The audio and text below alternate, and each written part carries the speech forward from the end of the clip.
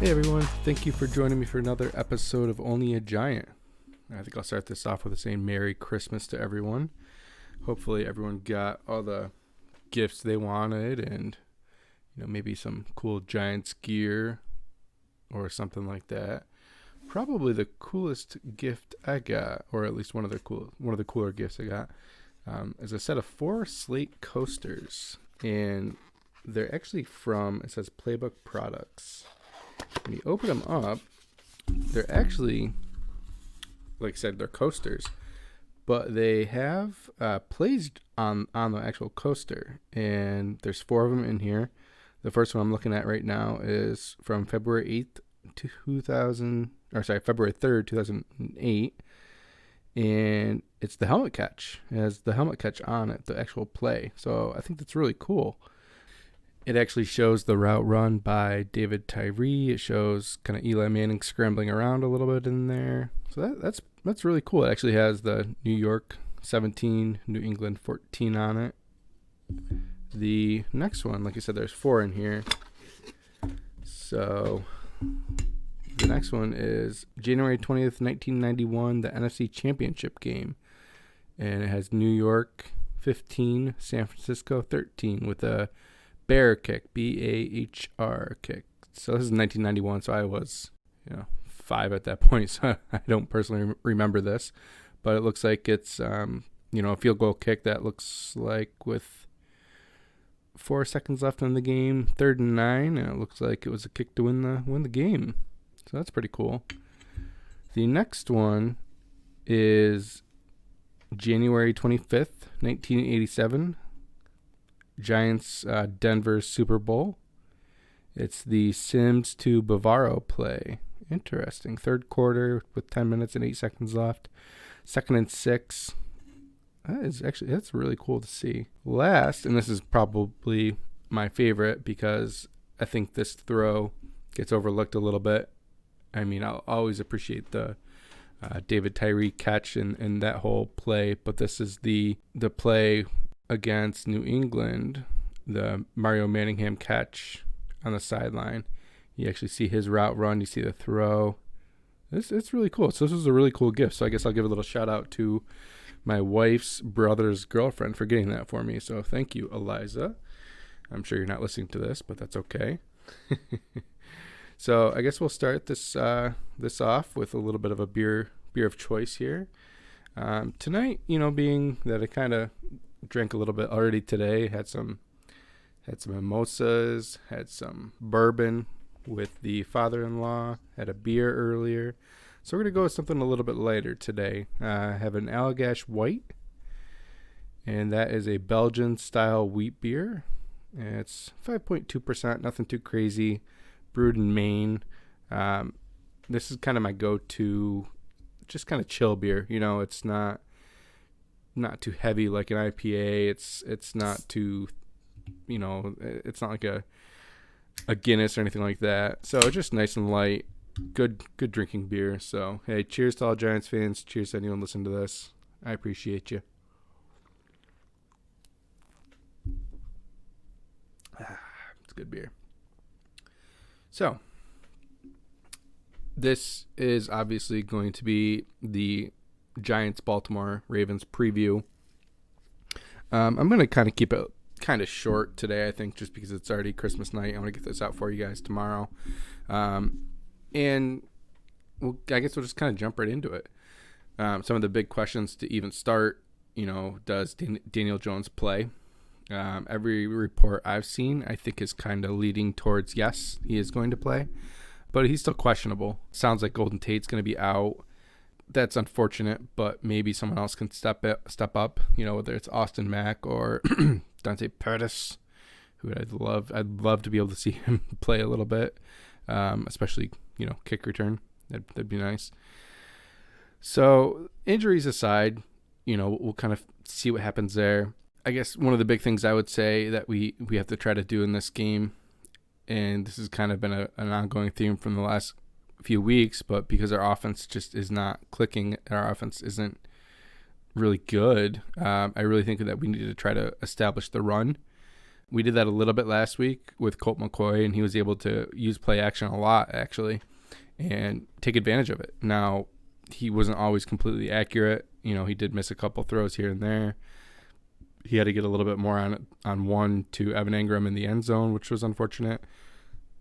But I think that if we can establish the run and use play action, that'll definitely help Daniel Jones out a little bit. I got to assume if he does play, he's probably not going to be running too much.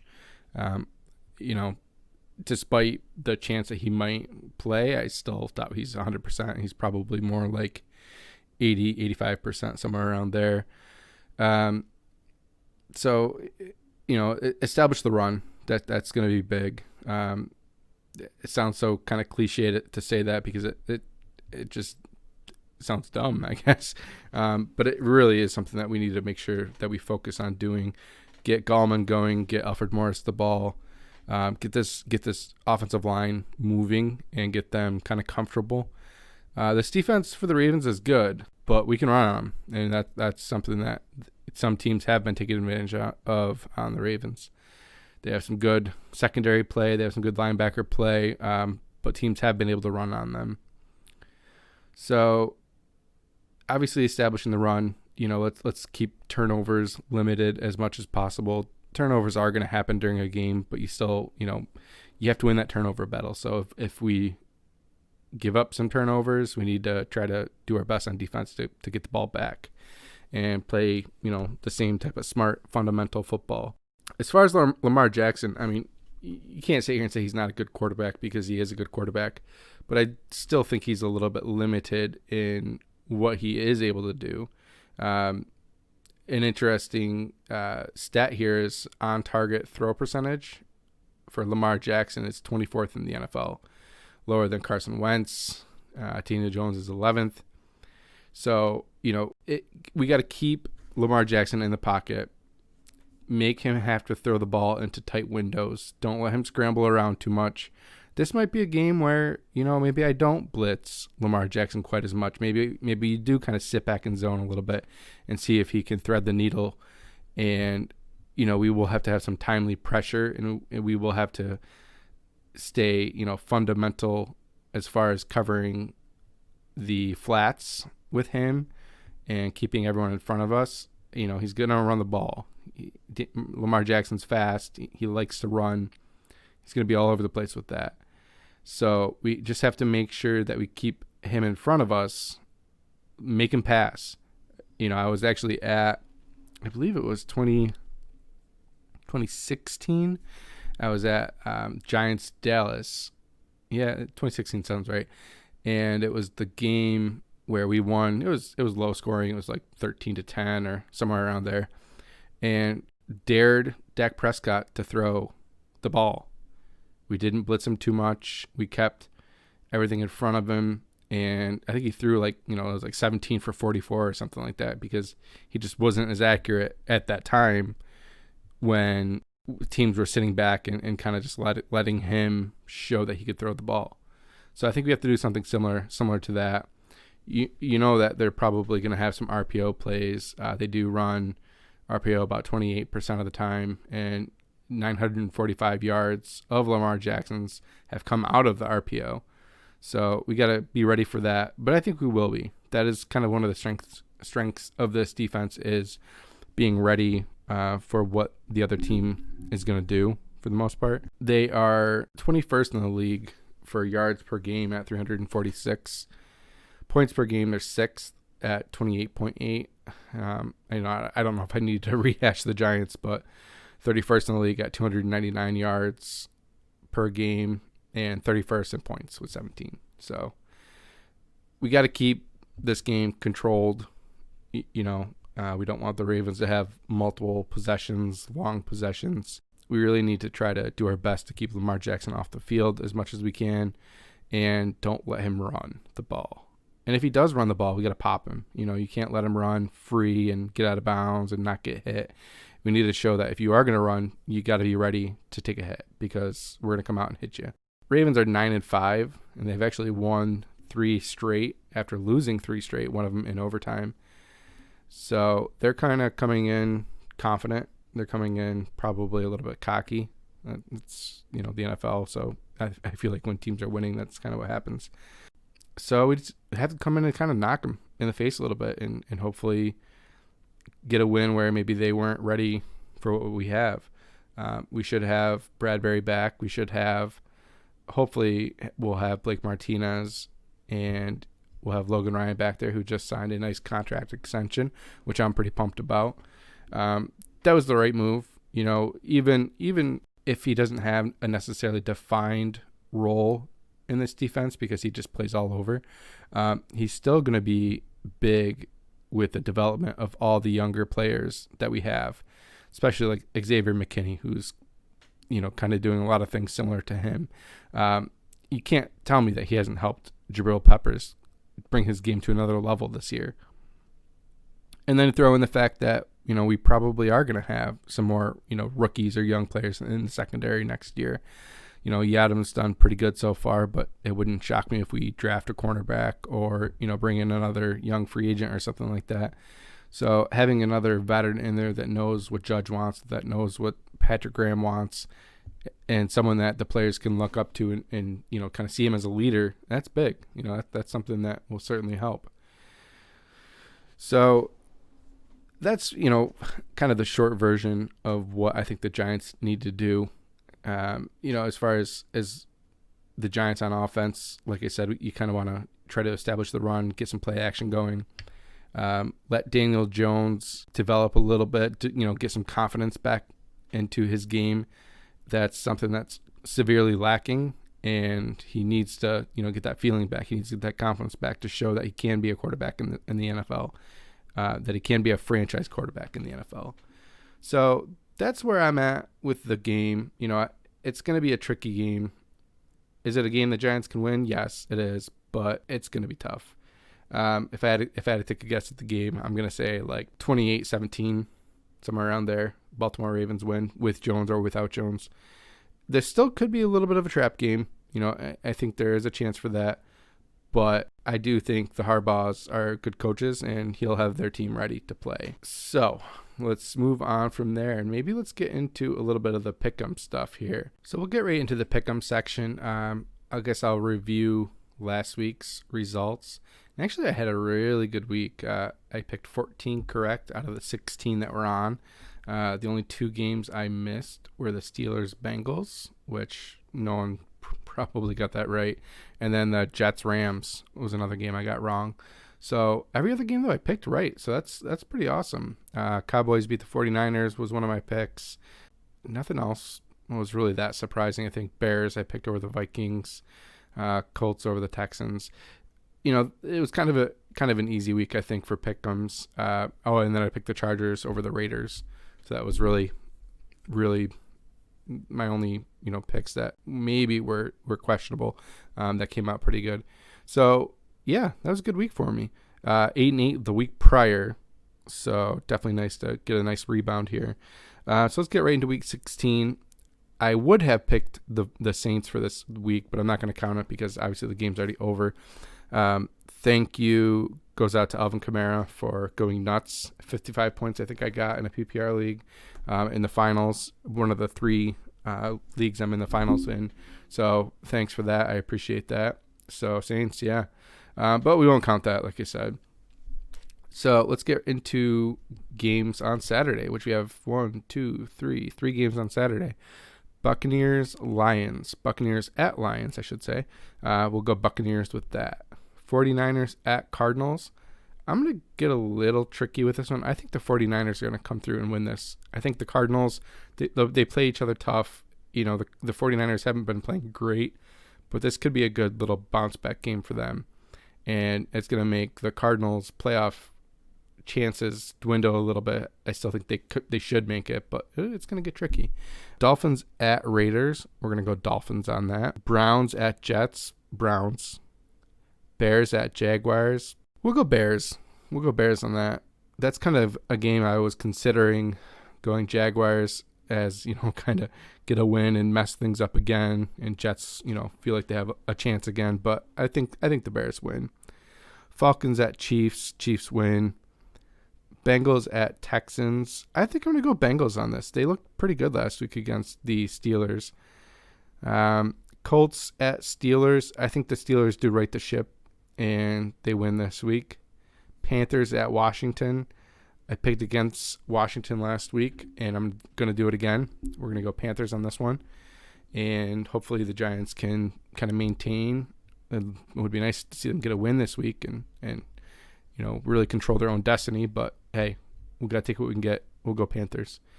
Broncos at Chargers. This is going to be kind of interesting to see Melvin Gordon going against the Chargers. I still think I'm going to go Chargers on this pick, though. Yeah, we'll go Chargers. Next, you have Eagles at Cowboys. I think this is going to be an Eagles game, although I'd love to see the Cowboys win and just kind of get the Eagles out of the picture once and for all. But I'm going to go Eagles. Rams at Seahawks. That is going to be a fun game to watch. That's a Sunday 4:25 game. I'm going to go Rams. I think Rams can win that game. Sunday night football, we have Titans at Packers. That is going to be a high-scoring game. It's going to be a fun game to watch. I'm going to go Titans on that. I think they need it more than the Packers. And then Monday night football, Bills at Patriots. I'm going to go Bills. That obviously gets us back to Giants at Ravens. I kind of already said that a little bit before, so I am going to go Ravens on that, which is sad for me, but it is what it is. So, yeah, that is the pick'em section. Hopefully the good week continues. I do have I have a voicemail here, actually, so we'll play that next. I believe it's from Eddie. So, Eddie, thanks for the voicemail, man. Here it is. Hey, Mike, this is Eddie from Syracuse. Love what you're doing with the podcast so far. My question this week centers on Jason Garrett. I know when he was first hired, a lot of us wondered whether or not that was a decision made by Joe Judge or if that was a decision made by the Giants organization due to the ties that Garrett has. So heading into the end of the season here and eventually the off season, what are your thoughts on replacing him? Do you think he sticks around for another season, or do you think we let him go due to the frustration that we've had with the lack of creativity in the play calling so far? And if we do replace him, who are some names that we can be on the lookout for to take over that position? Thanks. Eddie, thanks for the call, man. So that's a good question you asked there. I do have a feeling that Jason Garrett, if we make the playoffs, I think he probably hangs on, although I don't want him to, I guess. I do kind of hope he gets, a head coaching offer somewhere or something, although the way the NFL is trending with him right now, it probably not going to happen. I do think he was forced on Judge, though. I think the Maras saw, and maybe Dave Gettleman saw, the experience that Jason Garrett could offer as far as already being a head coach. I think, honestly, what I really think is Jason Garrett was the guy they were going to hire. And Judge came in and kind of blew them away. I know we all thought Matt Rule was going to come in and have a chance for the interview, and he was the hot pick. But Jason Garrett was a safe pick. I really think that he was the hire. He was the plan all along. Once he finally got fired or whatever, that whole weird situation where he was spending the night at Jerry Jones' house, I think he was the choice. And Joe Judge came in and just blew everyone away. And if I had to guess, I bet you Dave Gettleman had to be like, dude, guys, Joe Judge is for real. Can we please hire him? And I bet you one of the stipulations was, interview Jason Garrett as the offensive coordinator. And unless someone completely blows you away, you have to hire him or something along those lines. This offense has not been pretty, though. I did like what I saw from Freddie Kitchens last week. Listening to the Giant Insider, though, they were saying that they didn't really think the offense was that much different. I felt like it was very different, so maybe I need to go back and rewatch things again. But I saw a lot of things I hadn't seen from this offense all year. The play action seemed to be a little bit different. They definitely were a little bit more aggressive. I don't know if that could have been more of a Judge thing, but the play action was better. The throws downfield with Colt was something that I feel like we haven't seen nearly as much. Now, is that the offensive calls, or maybe Colt is being more aggressive, or maybe they told Colt, take your first read, and if you don't see it, check it down. Maybe a lot of different things are why the offense didn't look different. I don't know. It looked different to me, though. So if it was me, I'd fire him, or hope he moves on to a different role or something. Some guys that could potentially replace him, well, right there is one of them, Freddie Kitchens. It wouldn't surprise me to see him get a role somewhere as an offensive coordinator, quarterback coach, something along those lines. He's probably not staying on as our tight end coach. Some other names, Mike Kafka, who's the Kansas City quarterback coach. I don't know a lot about him yet. If we get into that situation where we are looking for a new offensive coordinator, then maybe I'll look into things a little bit more. That's a name, though, that I would say is definitely an option. What about Shaplinski, our guy? Is he a guy that could come in and be our offensive coordinator? Kind of graduate up from the quarterback coach to that. What about like Shane Waldron, who's the Los Angeles Rams passing game coordinator? He could be someone that could come in and kind of help right away. So those are just a couple names that I kind of did some research and found that I think would be good fits. Shane Waldron, I think, would really help if Daniel Jones stays here to kind of get him to develop a little bit more and, maybe get out of his own way a little bit with his reads and find the right reads and be a little bit quicker with things. So that's where I'd go right now. Like I said, too, if we get to a point where this is definitely happening where we do get an offensive coordinator change, then I'll definitely research that a little bit more. Thanks for the call, Eddie. Let's go right into my next Eli Manning start. So Eli Manning's next start, if you guys remember, I think last week we talked about the start against the Philadelphia Eagles, which was, I think, his second start. So this will be his third start. So his next start is against the Washington Redskins, who aren't playing very good football at this point. They're 4-8. Giants aren't much better at 5-7. But the Washington Redskins really kind of come in and just pound the Giants. Clinton Portis scores a couple of touchdowns, a rushing touchdown, and a passing touchdown from Patrick Ramsey. Robert Royal gets a touchdown catch from Patrick Ramsey. Derek Ward for the Giants gets a 92-yard kick return. And Chris Cooley gets a touchdown catch from Patrick Ramsey. That was the only score for the Giants, unfortunately. Really wasn't a pretty game. It was kind of funny looking at the coaches at that point. For the Redskins, it was Joe Gibbs, which that's a blast from the past for me. Obviously, the Giants had Tom Coughlin. So some stats from the game, which I thought was kind of interesting. First downs per team, Giants had 7. And the Washington Redskins, at the time, had 27. They ran the ball for over 200 yards. The Giants ran the ball for 38 yards. They threw the ball for 174 yards with 3 touchdowns. Giants threw the ball for 113 yards with no touchdowns, or interceptions for that matter, at least. A lot of penalties in the game. Third down was kind of an issue for the Giants. They're 1 for 9, 0 for 2 on fourth down conversions. The Washington Redskins controlled the ball for 40 minutes in this game, which is crazy. When you look at the actual players in the game, Eli Manning obviously played. He had 12 for 25 for 113 yards, got sacked once. Really not a good game for him. Tiki Barber, 15 rushes for 38 yards. Horrible. Amani had a few catches. Jeremy Shockey did as well. Ike Hilliard had a couple catches. Jim Finn had a few. Ron Dane was there at this point as well with 1 reception for 70 yards. Jamar Taylor was targeted twice, but nothing hit him there at all.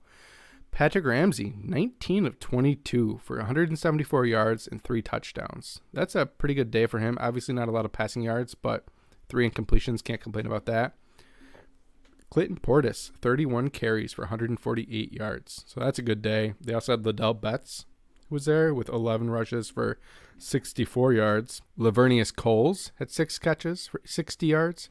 James Thrash had 2 for 27. Chris Cooley had 3 with that touchdown catch. This is one of the things I do like about doing this is seeing all the old names, all these names that kind of bring back memories, like Chris Cooley, who took a picture of his playbook and was on a glass table, and apparently you could see through and you could see everything apparently. Lavernius Cole's getting traded back and forth with the Jets, I believe it was. Clinton Portis kind of in and out with the Redskins. Patrick Ramsey, what a weird name to remember too. Never was anything great, but it seemed to always do good against the Giants, it felt like. So I think that's kind of why this is fun to do. I know so far this hasn't been, anything earth-shattering because we haven't really gotten to any good games by Eli Manning yet. But we have a couple of good ones coming up. We have the Baltimore Ravens, unfortunately a loss.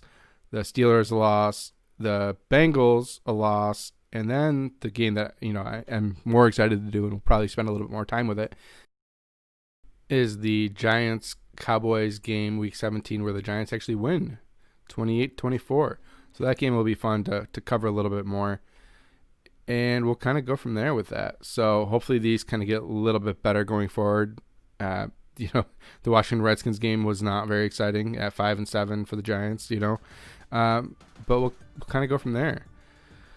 So guys, thanks for, listening. And I know this was a little bit of a shorter episode, but it's Christmas Day or Christmas night at this point, and I kind of want to get something out for you guys tomorrow. We'll be back next week with the game review, hopefully reviewing a win. That'd be nice. Get back on that sled there. So we'll go from there, guys. Thank you for listening, and let's freaking go.